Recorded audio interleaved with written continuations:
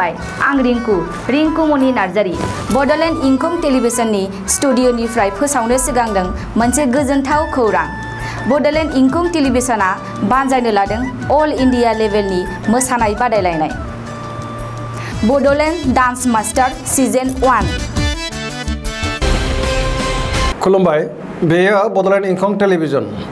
दिनै 10 आगस्ट 2020 मंगलबार खालि सानसेनि बरादखौ नोंथांमोननि खाथियाव लानानै फैदों आं सदानन्द दैमारिया। सिगां फरायथिन लादों मेष राशि। दिनैनि साना जोबोर मोजां। मावनो लानाय खामानिखौ गोरलैयैनो मावफुंनो हागोन। गोसोआव गोबां गोजोननाय मोनगोन। देहाया मोजाङै थागोन। अब्लाबो जानाय लोंनायाव सांग्रां जानाया गाहाम। बहानिफ्रायबा मोजां खौरां फैगोन। रांखावरियाव जोबोर मोजां। बेफार फालांगियाव मोजां।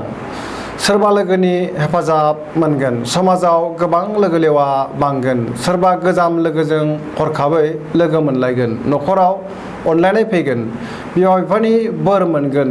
गुबुननि गोसोखौ बोनो हागोन। गोसोनि बोलोआ बांगोन। समाजाव मान मोनगोन। गोसोआ जोबोर रमान्टिक जागोन। सेंग्रा सिख्लाफ्रा गोसोनि साननायखौ फोरमायलायनो हागोन। वृष राशि।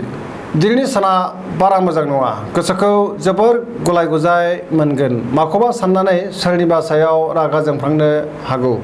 इमोसन जागोन। मावनो लानाय खामानिखौ मावफुंनो हानाय नङा। रांखावरियाव जोबोर मोजां। बेफार फालांगियावबो मोजां होनजायो। आयआ बांगोन। न'खराव बिसि फिसायनि गेजेराव अनलायनाय फैगोन।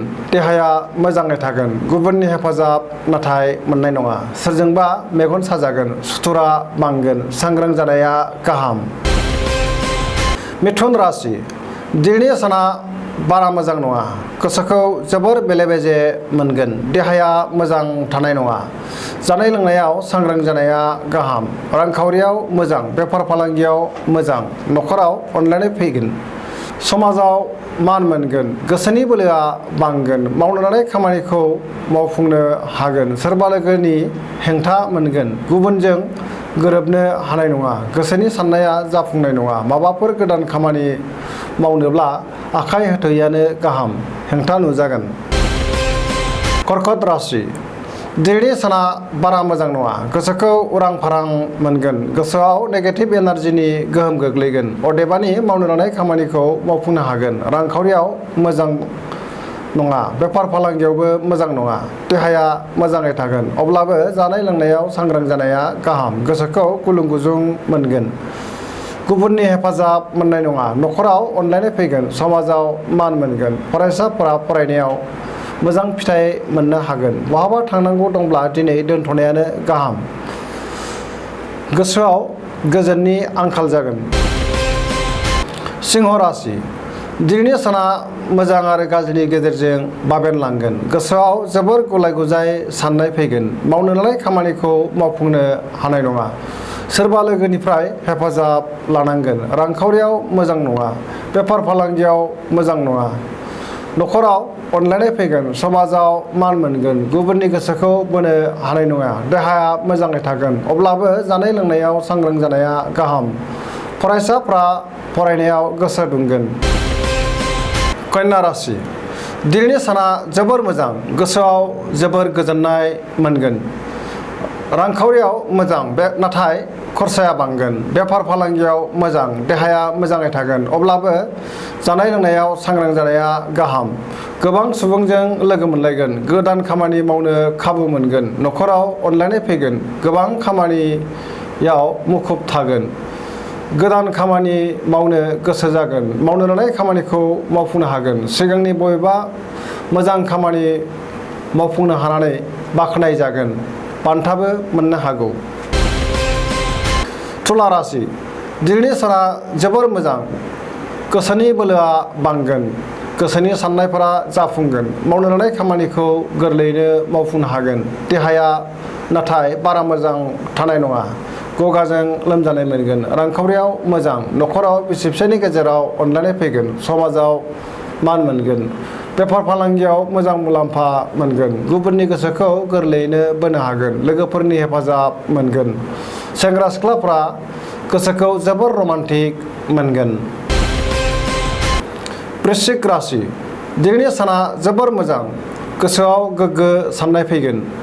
मावनो लानाय खामानिखौ थि समावनो मावफुंनो हागोन, गोसोनि साननाया जाफुंगोन, गोसोनि बोलोआ बांगोन, समाजाव मान मोनगोन, न'खराव अनलायनाय फैगोन, रांखावरियाव जोबोर मोजां नाथाय खरसाया बांगोन, बेफार फालांगियाव मोजां होनजायो, देहाया मोजाङै थागोन, गुबुननि हेफाजाब मोनगोन, फरायसाफ्रा फरायनायाव गोसो दुंगोन, लाइमोनफोरा जोबोर रमान्टिक जागोन।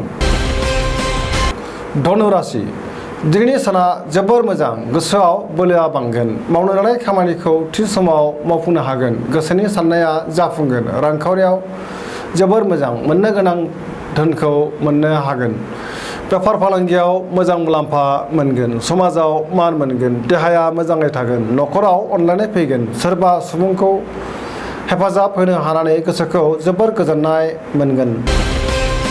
मकर राशि दिनैनि साना बारा मोजां नङा, गोसोखौ जोबोर उरां फारां मोनगोन, गोसोनि साननाया जाफुंनाय नङा, खामानिखौ मावफुंनो हायैनि जाहोनाव गोसोखौ जोबोर गाज्रि मोनगोन, रांखावरियाव मोजां, आयआ बांगोन, मोननो गोनां धोनखौ मोननो हागोन, बेफार फालांगियाव मोजां, गुबुनजों मोजां सोमोन्दो लाखिनो हागोन, न'खराव अनलायनाय फैगोन, बिदा फंबायनि हेफाजाब मोनगोन, सेंग्रा सिख्लाफ्रा गावबा गावनि गोसोनि साननायखौ फोरमायलायनो हागोन, फरायसाफ्रा फरायनायाव गोसो दुंगोन।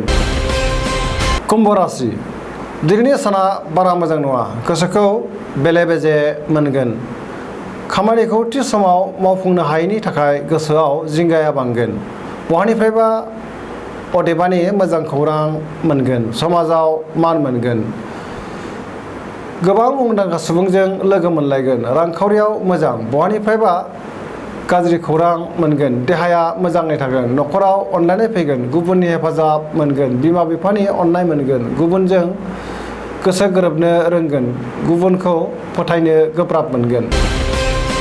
मीन राशि दिनैनि साना जोबोर मोजां, गोसोआव मोजां साननाय फैगोन, गोसोनि बोलोआ बांगोन, गावनि साननायखौ गुबुननो फोरमायनो हागोन, देहाया मोजाङै थागोन, रांखावरियाव मोजां, बेफार फालांगियाव मोजां, न'खराव अनलायनाय फैगोन, समाजाव मान मोनगोन, गुबुनजों बाख्नायजागोन, साननाया जाफुंगोन, सेंग्रा सिख्लाफ्रा गोसोखौ जोबोर रमान्टिक मोनगोन, गुबुननि अनसायनाय मोनगोन।